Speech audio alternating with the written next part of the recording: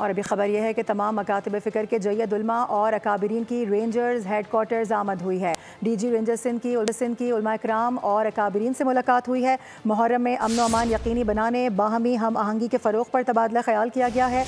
आपको ये बता दें कि उलमा इकराम को फूल प्रूफ सिक्योरिटी फराहम करने की मुकम्मल यकीन दहानी भी करवा दी गई है, जबकि DG रेंजर्स की जानिब से कहा गया कि शहरियों की जान माल का तहफ़्फ़ुज़ अव्वलीन तरजीह है। सिक्योरिटी इदारे पुलिस के हमरा हर मुमकिन इक़दामात करें। उलमा इकराम का मुस्बत किरदार माशरती इस्तेहकाम नौजवानों के लिए मशअले राह है। अपडेट कर रहे हैं आपको इस हवाले से। तमाम मकातिब फ़िक्र की जय्यद उलमा और अकाबरीन की रेंजर्स हेडकोार्टर्स आमद। DG रेंजर सिंध की उलमा इकराम और अकाबरीन से मुलाकात हुई है। मुहर्रम में अमन व अमान यकीनी बनाने, बाहमी हम आहंगी के फ़रोग़ पर तबादला ख्याल किया गया है। आपको ये बता दें कि मुकम्मल यकीन दहानी कराई गई है फुल प्रूफ सिक्योरिटी के हवाले से। उलमा इकराम को बात करेंगे खुर्रम गुलजारा में ज्वाइन कर रहे हैं। खुर्रम, मुलाकात का हवाल दीजिएगा।